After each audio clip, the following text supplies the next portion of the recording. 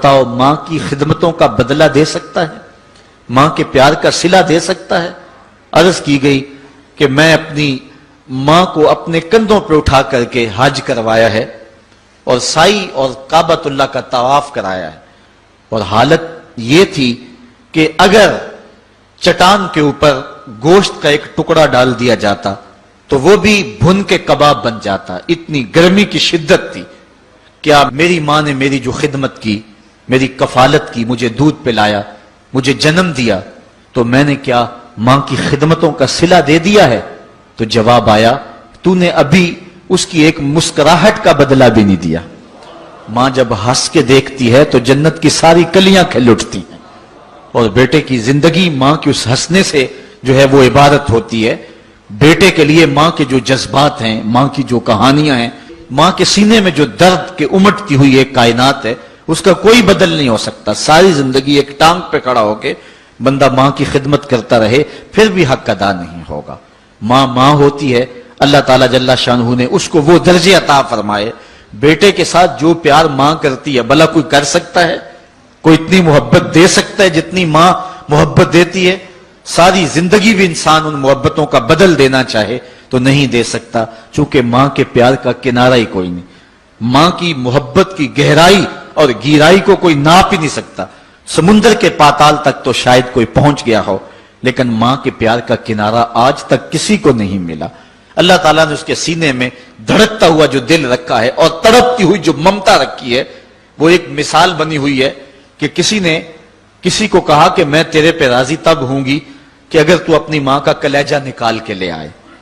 تو اس بدبخت نے اپنی اس محبوبہ کی خواہش کو پورا کرنے کے لیے اس اقدام کی تیاری بھی کر لی، اور جا کے ماں کا سینہ چیرا اور اس کا کلیجہ نکالا، اور اپنی اس محبوبہ کی خوشنودی کے لیے تیز تیز آ رہا ہے کہ میں اس کو دکھاؤں کہ میں نے یہ کارنامہ بھی سر انجام دے دیا اور یہ چوٹی بھی سر کر لی ہے۔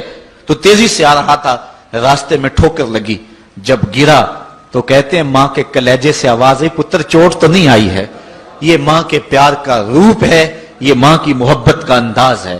دنیا والوں، ماں کی قدر کو ضائع نہ کرنا، ماں کے پیار کو اور اس کی محبت کا صلہ دے تو نہیں سکتے، لیکن ساری زندگی ماں کی نوکری کرنا اور اپنے باپ کی زندگی کے اندر کبھی بھی نافرمانی نہ کرنا، یہ سعادت مندی اور خوش نصیبی ہوتی ہے۔ حضور نے منبر کی 3 سیڑھیوں پہ قدم رکھتے ہوئے آمین آمین کہا تھا، تو بعد میں پوچھا گیا حضور آپ نے ہر سیڑھی پہ قدم رکھتے ہوئے آمین کہا، تو یہ کیا ماجرا تھا؟ فرمایا جبریل آئے تھے، انہوں نے مجھے کہا تھا اس شخص کی ناک خاک آلود ہو جو ماہ سیام رمضان المبارک کو پائے اور پھر کثرت عبادت سے اپنی بخشش نہ کروا سکے، تو میں نے آمین کہا۔ پھر کہا اس شخص کی ناک خاک آلود ہو جو والدین کو بڑھاپے میں پائے اور جنتی نہ ہو سکے ان کی خدمت کر کے، تو میں نے آمین کہا۔ پھر جبریل نے کہا اس شخص کی ناک خاک آلود ہو جس کے سامنے آپ کا ذکر کیا جائے اور آپ پر درود نہ پڑے، تو میں نے آمین کہا۔ تو وہ شخص کتنا بد نصیب ہے جو والدین کو ناراض کر لیتا ہے۔ میں کہتا ہوں ساری کائنات ماں کے قدموں تلے ہے، بلکہ میرے محبوب نے جنت کو ماں کے قدموں تلے قرار دیا۔ الجنت تحت اقدام الامہات، جنت ماں کے قدموں تلے ہیں۔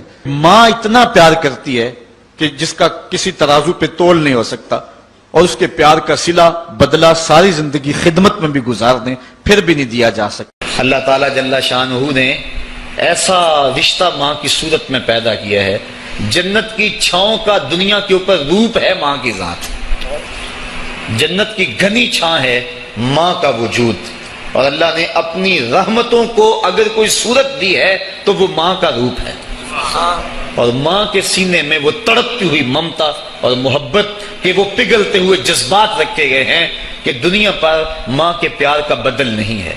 میں کہا کرتا ہوں آج کوئی شے بھی خریدنے نکلیں تو آپ وثوق سے نہیں کہہ سکتے یہ خالص ہے، ہر شے 2 نمبر دستیاب ہے، ہر شے میں ملاوٹ ہے، لیکن ایک چیز آج بھی ملاوٹ سے پاک ہے اور وہ ماں کا پیار ہے۔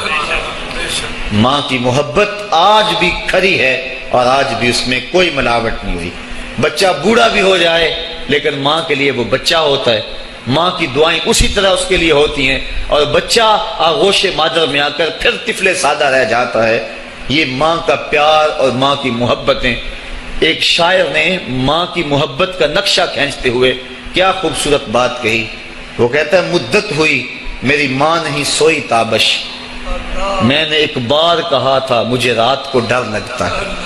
کہا سحری کے وقت میں نے ایک بار اٹھ کے رات کو چونک کر کہا تھا مجھے رات کو ڈر لگتا ہے.